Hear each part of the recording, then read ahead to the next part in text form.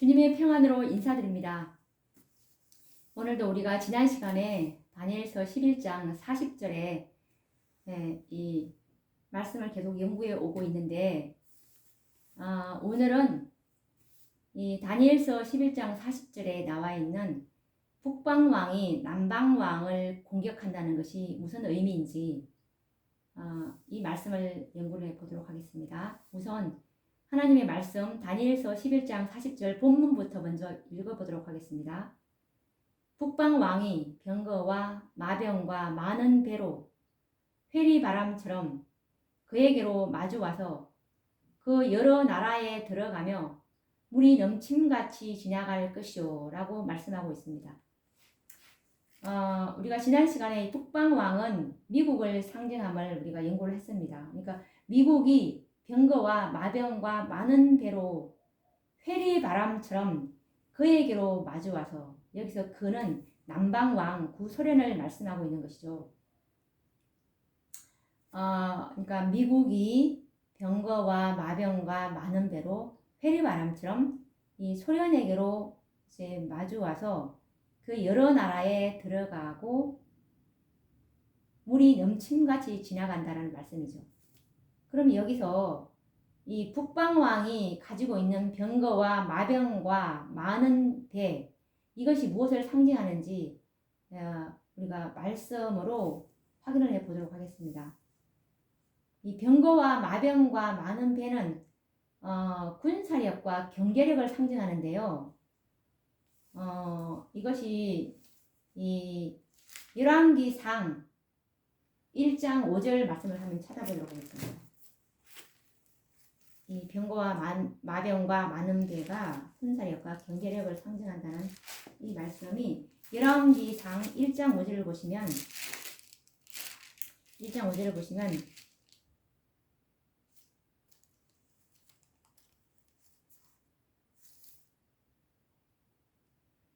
때에 학깃의 아들 아도니아가 스스로 높여서 이르기를 내가 왕이 되리라 하고 자기를 위하여 병거와 기병과 전대 50인을 예비하니, 이 아도니아가 이 솔로몬을 이제 대항해서 자기가 이 왕을 이게 하려고 하는 그 사건 잘 아실 것입니다. 여기서 이제 아도니아가 왕이 되리라 하고 자기를 위해서 병거와 기병과 전대 50인을 예비한다는 말씀인데, 이것이 이제 이 군사력을 이제 상징했었고요. 여기서 병거가, 그리고 이 열왕기상 20장 1절을 한번 보도록 하겠습니다. 열왕기상 20장 1절을 보시면, 열왕기상 20장 1절을 보시면 아람 왕 벤하닷이 그 군대를 다 모으니 왕 32인이 저와 함께 있고 또 말과 병거들이 있더라. 이에 올라가서 사마리아를 에워싸고 치며, 여기서 이 아람 왕 베나닷이 가지고 있는 이 말과 병거는 군사력을 상징한다는 것을 우리가 알 수가 있겠죠. 그리고 이제 이 시편 107장 23절을 한번 보도록 하겠습니다. 시편 107장 23절 보시면 이 107장 23절에는 이 배가 이제 경제력을 상징한다는 것에 대한 표상인데, 보시면 107장 23절을 보시면 선척을 바다에 띄우며 큰 물에서 영업하는 자는, 이 선척은 이 경제력을 상징합니다. 그리고 이 잠언 또 31장 14절을 보도록 하겠습니다. 잠언 31장 14절을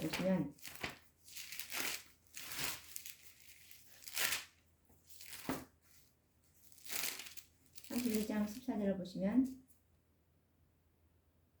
상고의 배와 같아서 먼 데서 양식을 가져오며, 여기서 이 배, 상고는 상인들이죠. 상인의 배는 많은 경제력을 상징함을 볼 수가 있습니다. 그리고 요한계시록 18장 한번 보도록 하겠습니다. 계시록 18장 17절을 한번 보시도록 하겠습니다. 계시록 18장 17절을 보시면 그러한 부가 일시간에 망하였도다.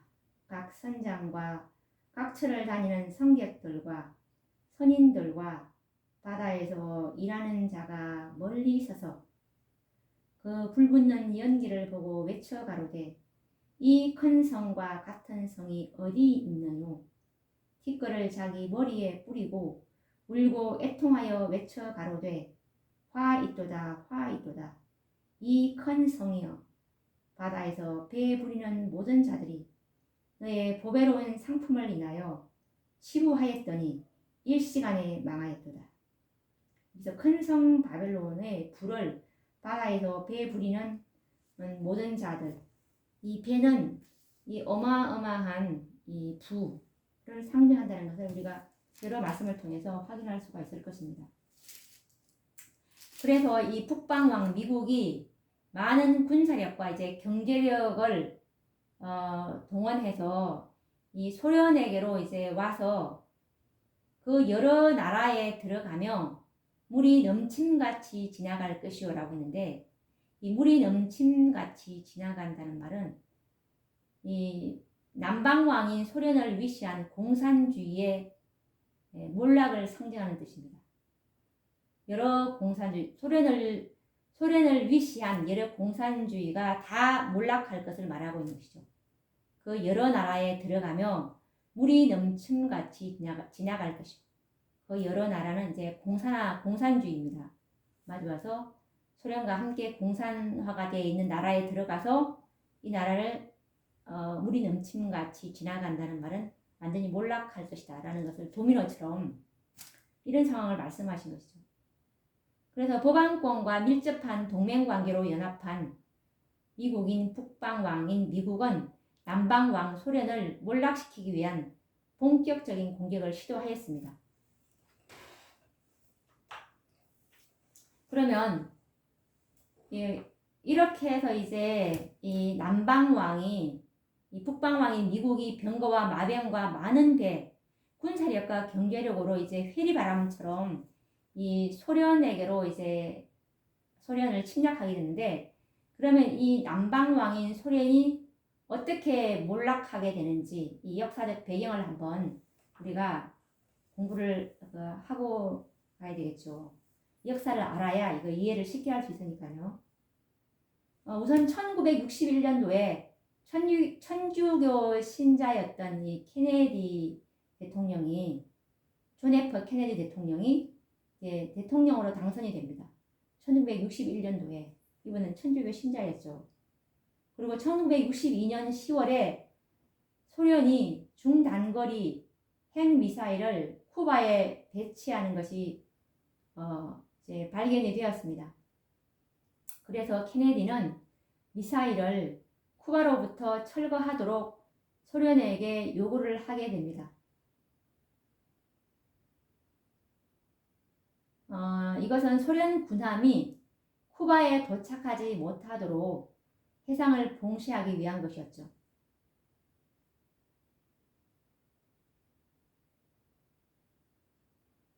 그래서 이때 이 소련의 총리는 후르시초프였는데, 소련의 총리인 후르시초프가 이제 함대를 철수를 시키게 됩니다. 이렇게 해서 이제 미국이 승리하게 되었죠. 이때는 이 13일 동안 핵전쟁이 임박한 그런 분위기였습니다. 이때 철거하냐 하지 못하냐 이런 상황에서 참으로 이 긴장감이 감도는 그런 분위기였는데, 결국은 소련 총리인 후르시초프가 함대를 철수시킴으로 이제 미국이 승리를 거두는 그런 결과를 이제 자아내게 되었죠. 그리고 1980년 레이건 대통령이 강력한 미국을 제창하며 공산주의 세력과 정면 대결을 선언하게 됩니다. 이렇게 해서 이제 1982년 이제 레이건과 교황이 비밀 회담을 가지게 되고 공산주의를 무너뜨릴 계획을 수립하게 되는 것이죠. 이렇게 해서 이제 1983년 레이건은 최대의 병력 정강 작업에 착수하게 됩니다. 그리고 1983년에 공산 정부 축출을 위해서 이 카리브해의 작은 섬인 그라나다를 실제적으로 침공하는 사건이 있게 됩니다. 그라나다는 카리브해에 있는 작은 섬인데요. 침공을 하게 되고 1984년에는 이제 미국은 바티칸과 공식 수교를 맺게 됩니다.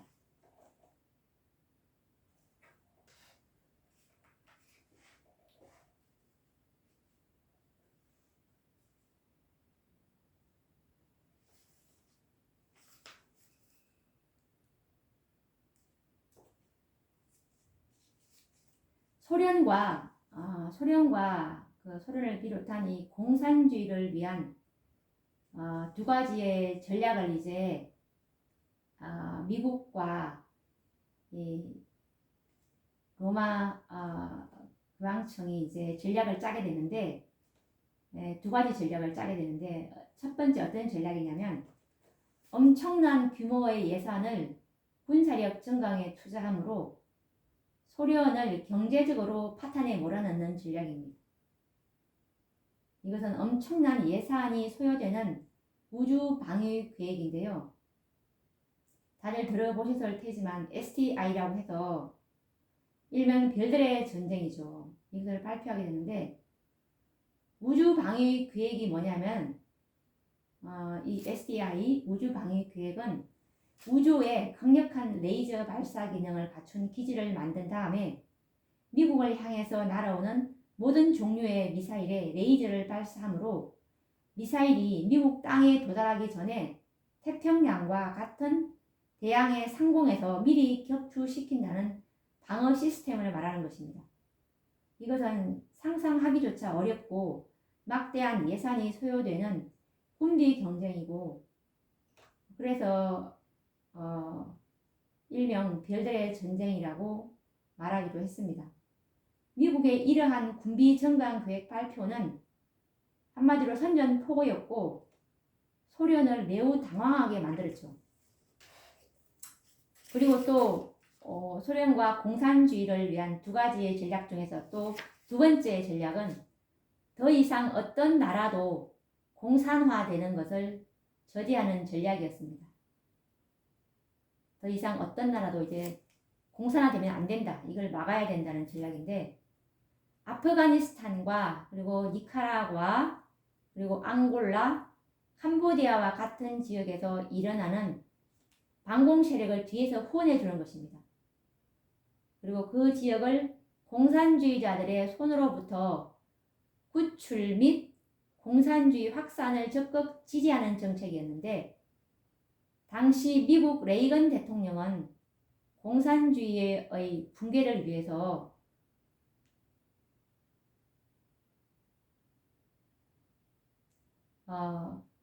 다음과 같은 전략을 추진시켰는데 이 전략은 로마 교황권과의 이해관계가 맞아떨어지는 계획이었습니다.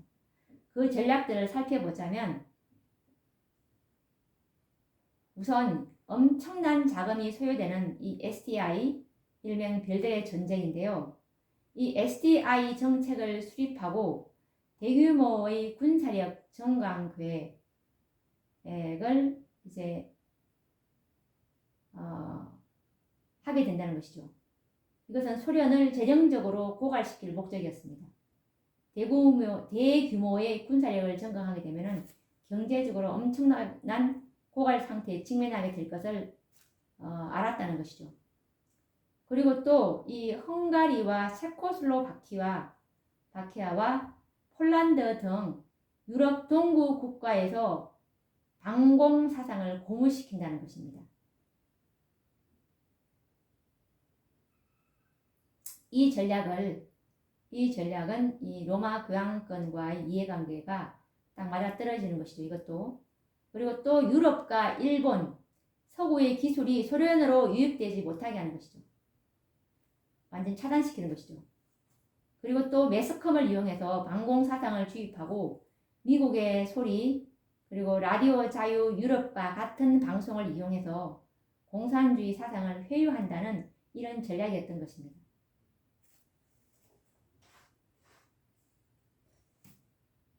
그래서 이 북방왕인 미국의 군사력 경쟁 도발은 남방왕 소련으로 하여금 군사력 대결에서 뒤지지 않기 위해서 막대한 재정을 소비하는 결과를 가져왔고, 급기야는 소련의 경제력은 거의 소진되어서 더 이상 국가를 유지하기 어려운 패닉 상태에 빠지고 말았습니다. 막대한 경제력을 가지고 있었던 미국은 서방 세계와 서방권의 경제적인 후원을 받고 있었지만, 반대로 경제력의 약점을 가지고 있는 공산주의 국가들과 소련으로서는 미국을 당할 수가 없었습니다. 이와 같은 군비 전쟁에서 남방왕 소련은 북방왕 미국의 군사력의 힘과 서방권의 공조에 의한 경제의 회오리 바람을 견디지 못하고 패배하고 말았습니다. 역사를 돌아보면 당시 소련은 경제력이 거의 소진되었고, 그 결과로 국내 정세가 매우 혼란스러웠고 나라의 존립이 매우 어려웠던 모습을 역사 속에서 보게 됩니다.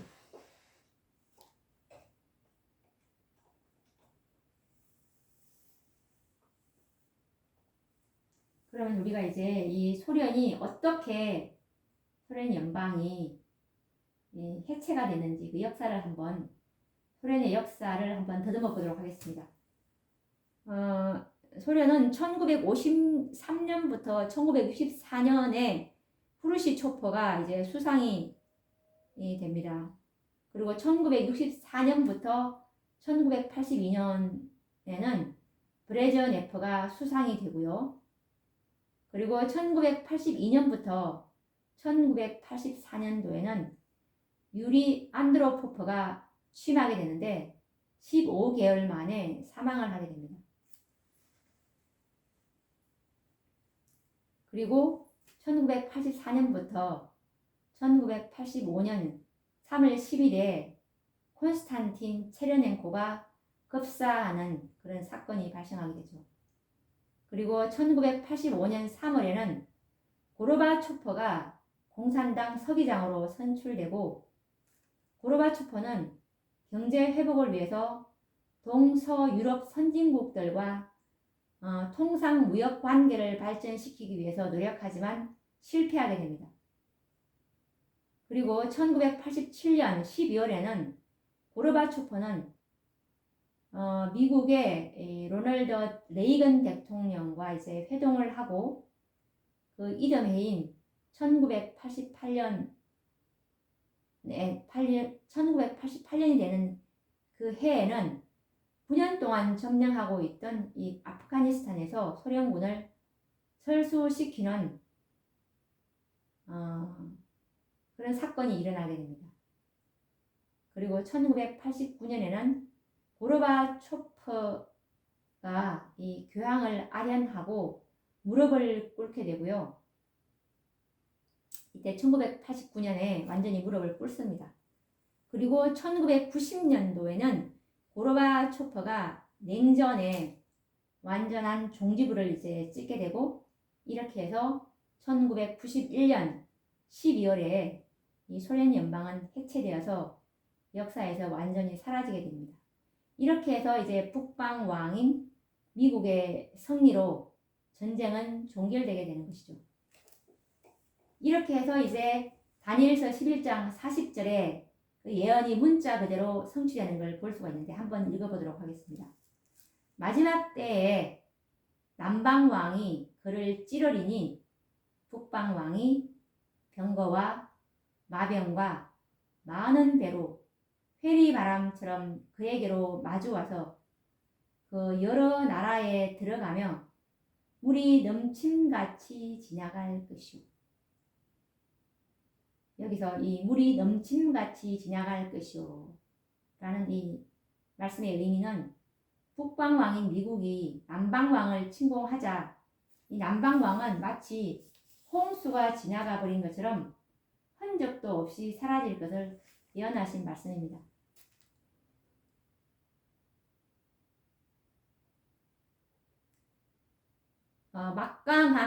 막강한 이 공산주의의 맹주였던 이 소련은 말씀 그대로 온데간데 없이 사라져버리고 그와 함께 동상권의 여러 나라들도 완전히 몰락하고 말았습니다. 이처럼 다니엘 11장 40절의 예언은 이 세대에서 우리들 목전에서 이제 성취를 보았습니다. 저도 그 역사를 제가 그 뉴스를 통해서 이제 들었던 기억이 생생한데요. 이제는 이 북방왕 미국과 로마 법왕권의 연합과 공조로 새로운 역사를 전개시키기 위해서 이제 노력하고 있으며 이 일을 위해서 사단은 맹렬하게 이제 활동할 것입니다. 미국과 법왕권의 연합과 공조 이 체제를 이제 세우기 위해서 맹렬하게 이제 활동할 것인데 이제 다음 단계의 예언은 북방왕이 이제 영화로운 땅에 들어가는 예언이 성취되는 것입니다. 사단은 오늘날 이 사업을 추진하고 있는데요. 이제 북방왕의 다음 차례의 공격 대상은 여자의 남은 자손이 될 것입니다. 이 영화로운 땅은 오늘 하나님의 백성 마지막 여자의 남은 자손 이들이 될 것인데요.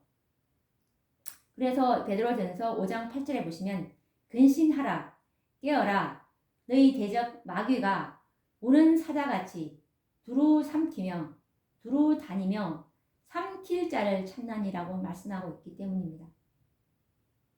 그래서 이 사단의 마지막 공격 목표는 바로 요한계시록 12장 17절에 나오는 여자의 남은 자손입니다.